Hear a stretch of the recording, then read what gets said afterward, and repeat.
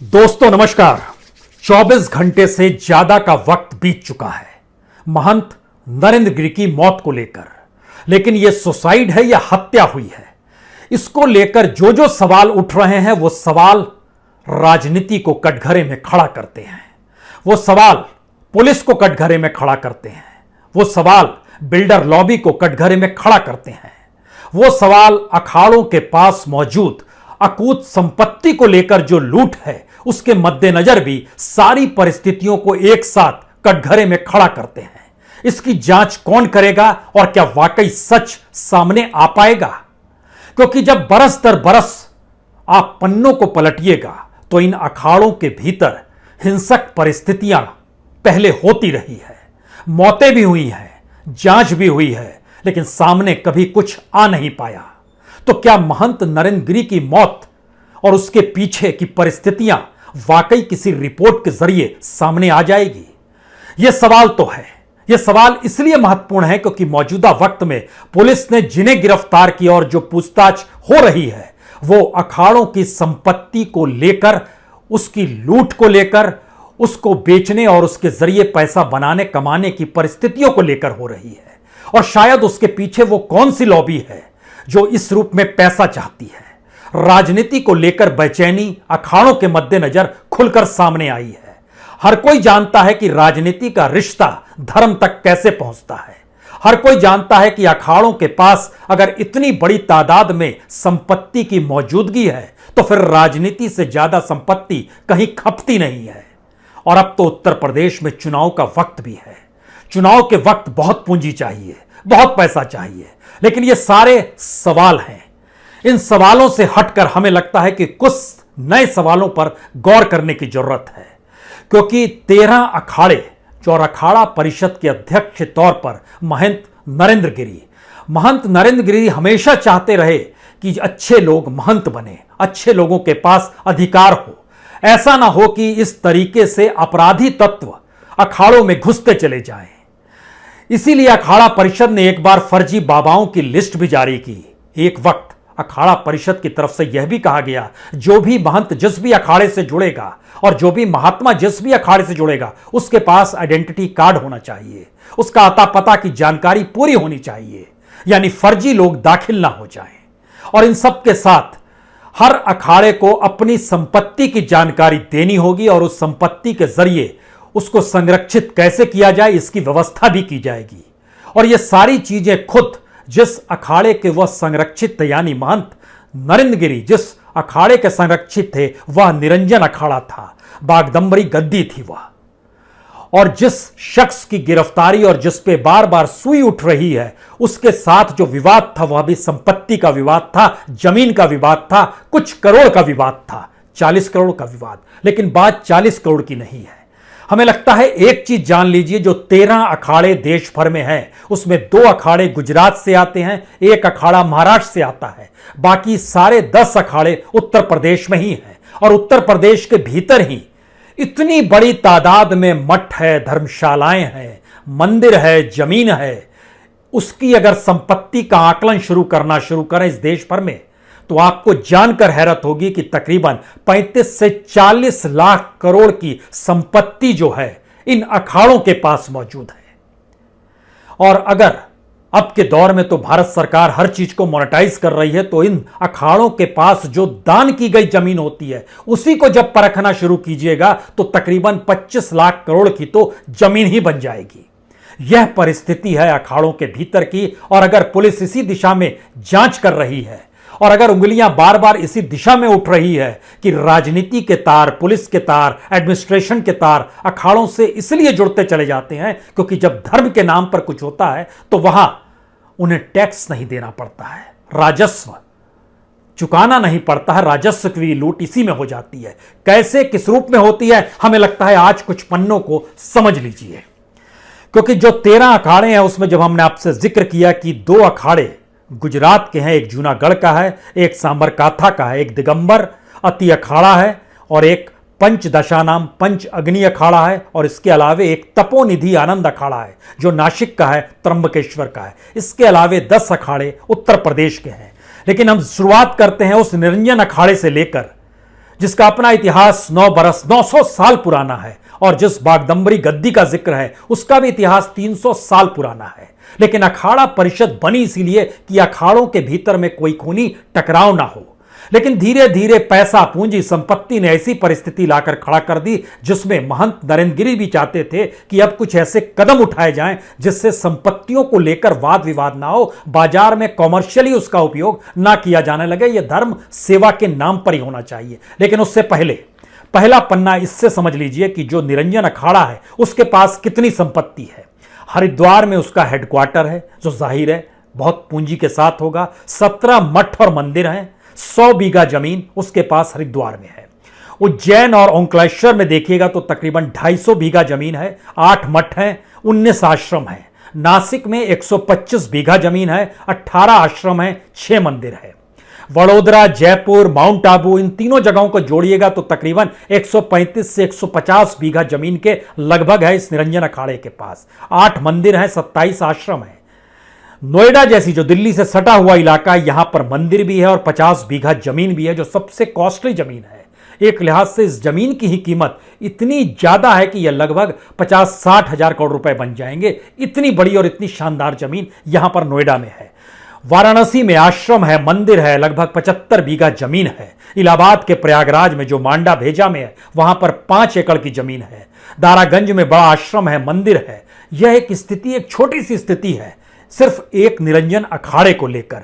और शायद जो अब शोर मच रहा है जांच में लेकर, तो इसको लेकर महंत नरेंद्र गिरी हमेशा चाहते रहे कोई फ्रॉड ना आए और बिल्डर साधु के तौर पर ना आ जाए, आपराधिक छवि वाले अखाड़े में ना घुस आए। इसीलिए सभी अखाड़े वाले अपनी संपत्ति बताएं और महात्माओं को आईडी प्रूफ दे दिया जाए, आइडेंटिटी कार्ड दे दिया जाए। यहां से सवाल होता है कि ऐसी बात क्यों निकल कर आई और उनके जहन में ये क्यों आया और ये क्या कर रहे थे। हम उस पर आए उससे पहले ये समझिए ये क्यों आया, क्योंकि जो जितने भी अखाड़े हैं दरअसल वह अपने लोग में पॉलिटिशियंस के तौर पर जब आप इस देश में देखिएगा तो एक लिहाज से ब्लैक मनी को व्हाइट बनाने की दिशा में धर्म के नाम पर चीजें इस देश में बाखूबी चलती है, ये किसी से छुपा हुआ नहीं है। और बार बार हम इसका जिक्र कर रहे हैं, यह इलेक्शन ईयर है, इसको भी थोड़ा जहन में रखिएगा। ऋषिकेश में धर्मशालाएं हैं मान लीजिए, तो काली कमाई कैसे व्हाइट हो जाए यह भी लोग कहते हैं। इस दिशा में भी चीजें आती हैं क्योंकि फ्री रजिस्ट्री नहीं करानी पड़ती है, आपको पानी बिजली की व्यवस्था फ्री में हो जाती है। और इन सब के बीच जो महंत होता है उसकी ताकत बड़ी जबरदस्त होती है। और कहते हैं कि गुरु शिष्य परंपरा के मद्देनजर जो अखाड़े शुरू हुए वे गुरु शिष्य की हिंसक परिस्थितियों ने जन्म ले लिया। इसीलिए 2010 से लेकर 2020 तक के भीतर में तकरीबन 38 महंतों की मौत हुई है। सिर्फ 4 की जांच ही पुलिस कर पाई। उस 4 की जांच में संयोग से एक जांच जो निकल कर आई उसमें बहुत खुले तौर पर एक बिल्डर का नाम सामने आ गया था कि किस तरीके से एक बार किसी मठ के ऊपर में जब उसका कब्जा किसी का हो जाता है वह आपराधिक तत्वों के जरिए हुआ और बिल्डर लॉबी ने ही कैसे जमीन को हथियाना शुरू किया। इन बातों का जिक्र इसलिए महत्वपूर्ण है क्योंकि आनंद गिरी के साथ जो विवाद हुआ वह जमीन का विवाद था। वह गौशाला का विवाद से शुरुआत होती है, जो छोटी सी जमीन का जिक्र होता है। उसके बाद जिक्र आता है कि नहीं, इसको पेट्रोल पंप की जमीन के तौर पर इसका इस्तेमाल किया जाए। फिर कहा जाता है कि इसको मार्केट की जमीन के तौर पर इसका इस्तेमाल होना चाहिए। और वो बांदवरी गद्दी मठ की लगभग 80 फीट चौड़ी और 120 फीट लंबी जमीन का सिर्फ मसला था। इसको कौन मार्केट बनाना चाहता था, कौन पेट्रोल पंप बनाना चाहता था, इसकी लीज हुई, लीज भी रद्द कर दी गई। ये सारी चीजें चलती चली गई और इसने नया जन्म दिया कि जो समझौता भी हुआ उस समझौते के वक्त भी जो मौजूद लोग थे वह 3 लोग में 2 पॉलिटिशियन थे, एक पुलिस वाला था। 26 मई को जो समझौता हुआ आनंदगिरी में और महंत नरेंद्र गिरी के बीच में, उसमें भी पुलिस की मौजूदगी क्यों हो रही है, उसमें भी पॉलिटिशियंस की मौजूदगी क्यों हो रही है, जो एक बीजेपी से आते हैं, एक समाजवादी पार्टी से आते हैं। क्यों इसकी जरूरत है, यह सवाल हर जहन में होगा। इसलिए जरूरत है क्योंकि राजनीति के जरिए अखाड़ों की मौजूदगी और अखाड़ों के जरिए राजनीति की मौजूदगी, इस तारतम्य को भी समझने की जरूरत है। इसीलिए जो जांच होगी, इसमें किसी को लगता है इस जांच से बात नहीं निकलेगी, दूसरे को लगता है नहीं इससे बात निकल जाएगी। हमें लगता है इस पूरी परिस्थिति में जब हम एक जिक्र कर रहे हैं तो आपको इस बात का भी याद होगा कि हरिद्वार के कनखल आश्रम से एक वक्त में गुरु शंकर देव, जो कि गुरु हुआ करते थे स्वामी रामदेव और बालकृष्ण जी के, वह रिक्शे पर सवार होकर निकले थे 2007 में। उसके बाद बालकृष्ण जी ने थाने में पहुंचकर उनकी गुमशुदगी की रिपोर्ट दर्ज कराई। 2007 से जांच शुरू हुई, 2012 में पुलिस ने फाइल बंद कर दी, लेकिन 2013 में सीबीआई जांच शुरू हो गई, फिर सीबीआई की भी फाइल बंद हो गई। वह तो एक लापता गुरु का हिस्सा है, लेकिन जब हम गुरु शिष्य का जिक्र कर रहे हैं, 2014-15 की रिपोर्ट बतलाती है कि 29 महंतों की हत्या हुई बीते 5 वर्ष में। इसका मतलब है 2011 से 2015 के बीच में 29 महंतों की हत्या हुई। और इसका सलीका बड़ा साफ है कि बदमाशों के बल पर महंत द्वारा विभिन्न अखाड़ों और मठों में चादर उड़ाने का खेल खेला जाता है। और एक बार चादर चढ़ा दी गई और महंत को मठाधीश की गद्दी मिल गई तो जो बदमाश होते हैं, जो माफिया होते हैं, जो बिल्डर लॉबी होती है, वह उसके बाद गद्दी हथियाने के चक्कर में चादर चढ़ाने के लिए शिष्य और गुरु की हत्या की परिस्थितियों में भी आकर चीजें खड़ी कर देते हैं। तो क्या जांच की दृष्टि इस दिशा में जा रही है या नहीं जा रही है, यह भी एक सवाल है। लेकिन इसके अलग सवाल सबसे बड़ा यह हो चला है कि दरअसल जो अखाड़ों के पास तकरीबन 35 से 40 लाख करोड़ की जो पूरी संपत्ति समूचे देश में है, उसमें उत्तर प्रदेश, उत्तराखंड, महाराष्ट्र, गुजरात, मध्य प्रदेश, यह 5 राज्य हैं। और दिल्ली से सटे हुए नोएडा में खास तौर से एक नई परिस्थिति अखाड़ों के लिए जन्म ले चुकी है, जहां पर हर अखाड़े की मौजूदगी आपको नजर आएगी, मंदिर के तौर पर, आश्रम के तौर पर, मठ के तौर पर, ये अलग अलग चीजें नजर आएंगी। और इसके साथ अगर संपत्तियों का जिक्र करेंगे और विवादों का जिक्र करेंगे तो हमें लगता है एक विवाद हर किसी के जहन में होना चाहिए, निर्मल अखाड़े का। वहां के लोगों ने बकायदा प्रेस को बुला लिया और कहा कि उनके जो अखाड़े के अध्यक्ष हैं श्रीमंत ज्ञानदेव सिंह, उन पर आरोप लगाया कि वो जमीन बेच रहे हैं। उन्होंने कहा हम नहीं बेच रहे हैं, जो सचिव है महंत बलवंत सिंह वह बेच रहा है, उसको हम हटा देते हैं।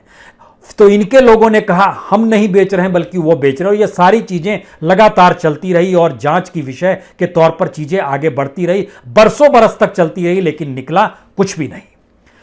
अगला सवाल यह है कि इन सब के साथ जो अलग अलग अखाड़े काम कर रहे थे, उनके जब डॉक्यूमेंट्स हमने निकालना शुरू किया तो जैसे जूना अखाड़ा का, वहां पर जो जमीन थी उस पे तीर्थ यात्री, साधु, धार्मिक, उसके लिए जमीन दी गई कि आप इन्हें निःशुल्क लोग ठहर सकें, लेकिन उन्होंने कॉमर्शियल गेस्ट हाउस में चीजों को तब्दील कर दिया। यह मामला भी निकल कर आया। खासतौर से जूना अखाड़ा में जो माया देवी मंदिर है, उसके ठीक सामने जो दान की जमीन थी, उस पर बहुमंजिला इमारत या बहुमंजिला इमारत का एक अपार्टमेंट बन गया जो कॉमर्शियली सेल किया जाने लगा। उसके अलावे जो बिल्डिंग्स बनाई जाती है उसमें रजिस्ट्री से बचने के लिए, यानी स्टेट गवर्नमेंट को राजस्व का चूना भी लगता है, इसमें सरकार इस पे भी ध्यान नहीं दे पाई और उसको किराएदारी दे दी जाती है। आपको जैसे किराएदारी खरीदनी होगी, लेकिन आप एक पीरियड के बाद बोलेंगे अब हम किराएदारी छोड़ रहे हैं, किसी दूसरे को देना चाहते हैं, तो वह उस अखाड़े के सीनियर मोस्ट महंत के हाथ में होता है। उससे फिर वो पैसा लेगा, उसको किराएदारी देगा और वो बरसों बरस या कहें आजन्म के लिए होती है। यह चीजें चलती रहती है। इसी तरीके से जो इलाका है हरिद्वार के भीतर में कनखल का, उसमें महानिर्वाणी अखाड़ा जो है, वहां पर महंत सुधीर गिरी की हत्या हुई थी। उस हत्या के पीछे बिल्डर लॉबी कैसे काम कर रही थी, पुलिस ने इस हत्या के दोषियों को पकड़ लिया था।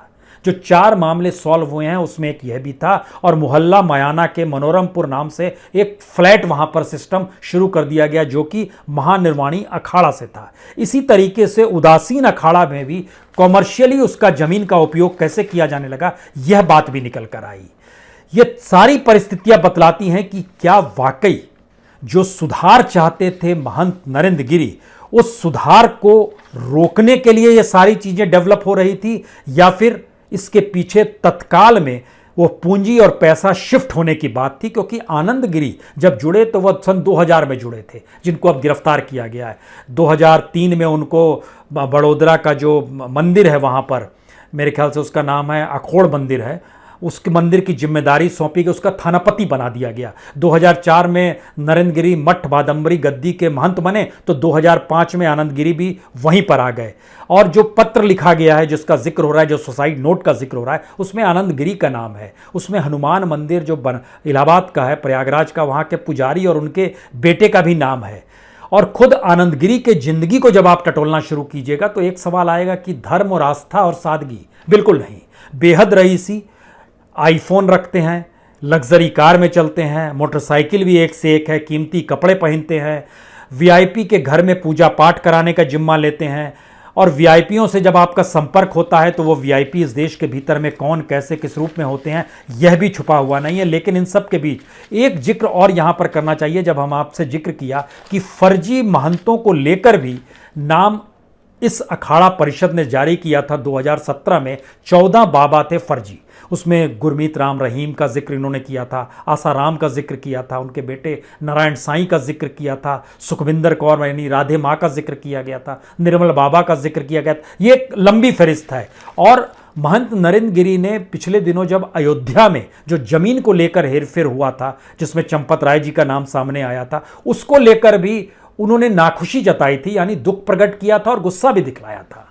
और इन परिस्थिति में एक बात और समझनी चाहिए कि अखाड़ा परिषद जो है ये विश्व हिंदू परिषद के करीब है, लेकिन बीजेपी के करीब नहीं। और खुद महंत नरेंद्र गिरी समाजवादी पार्टी के नेता मुलायम सिंह यादव या अखिलेश के कॉम्पिटिवली बीजेपी के नेताओं की तुलना में करीब रहे हैं।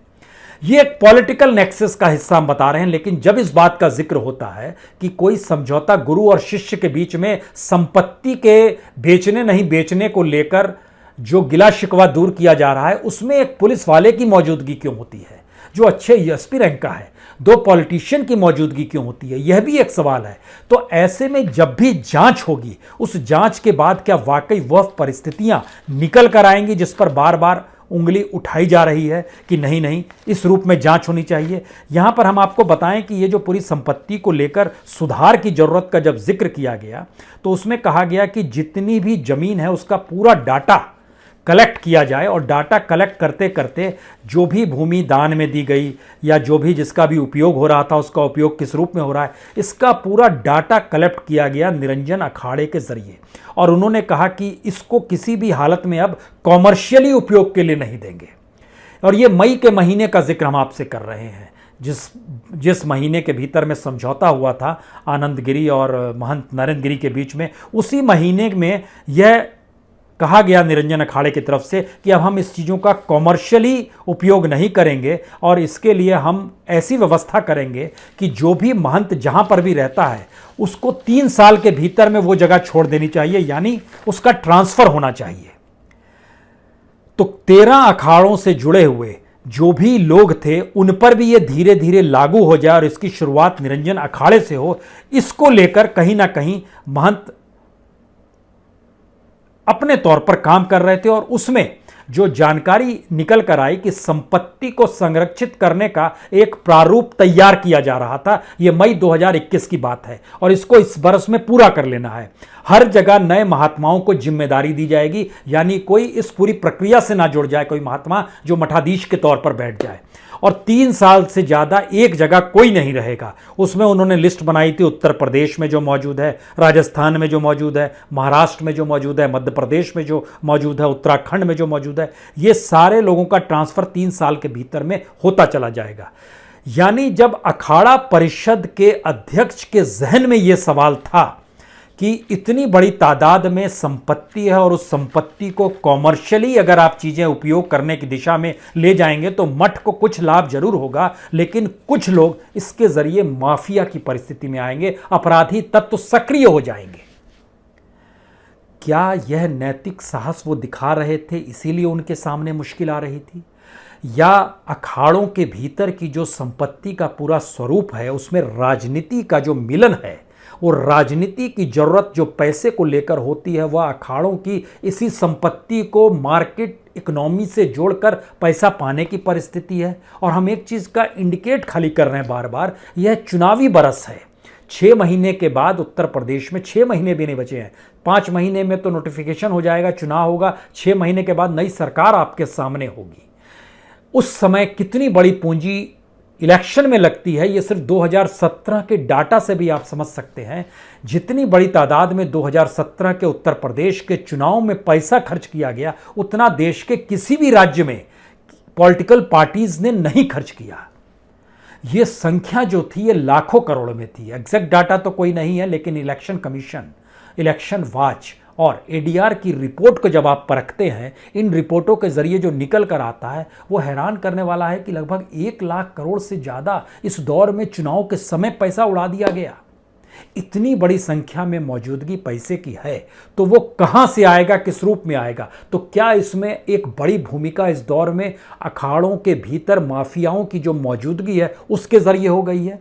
यानी धर्म, आस्था, विश्वास, भरोसा, ये सारी धीरे धीरे मोनेटाइज की जा रही है और उसको पॉलिटिक्स और उसमें पुलिस की भागीदारी यह भी है क्या? शायद इसीलिए आखिरी सवाल सबसे बड़ा यही है कि महंत नरेंद्र गिरी की मौत के ऊपर अगर कोई भी जांच रिपोर्ट अब सामने आती है, वह रिपोर्ट बेहद महत्वपूर्ण और संवेदनशील होगी। और इतनी ताकत सरकारों के पास होनी चाहिए कि ऐसी स्थिति आस्था को कम से कम इस देश में करप्ट और पॉलिटिकलाइज करने की स्थिति में ना ला पाए। शायद इसीलिए एक सवाल है, कोई भी उठा रहा है कि जितना भारी शरीर महंत नरेंद्र गिरी का है, उसमें वह स्टूल पर खड़े हो जाएं और पंखे से रस्सी टांग कर उनकी वो खुदकुशी कर ले। ये असंभव सी चीज है। इसीलिए किसी को भरोसा नहीं है, वैज्ञानिक तौर पर भी और समझ के तौर पर भी, क्योंकि उनके जो संवाद थे, उनका जो शिष्यों के साथ वार्तालाप था और जो उनकी अपनी समझ थी, वह समझ उन्हें खुदकुशी की दिशा में नहीं ले जाती है। इसीलिए ये सारे सवाल हैं। और इन सवालों के बीच की जो आखिरी सवाल सबसे बड़ा है, क्या वाकई धर्म को राजनीति अपने उपयोग में ला रही है? और यह उपयोग की परिस्थिति पहली बार हिंदुत्व या धर्म के एस्पेक्ट से नहीं है, बल्कि पूंजी का खेल है ये। क्योंकि राजनीतिक वीआईपी के घरों में जो पूजा होती है, वह पूजा आनंद गिरी कराते रहे, उनके साथ संपर्क संबंध उनके बने रहे। उनके एक फोन पर भी पॉलिटिशियंस आ जाते थे जिस बात का वो जिक्र कर रहे हैं। तो इसका मतलब है ये सिर्फ आस्था भर का मसला नहीं था, ये कुछ और मसला था। मनाइए चीज़ें जांच में सामने आ जाएं। बहुत बहुत शुक्रिया, बहुत बहुत शुक्रिया।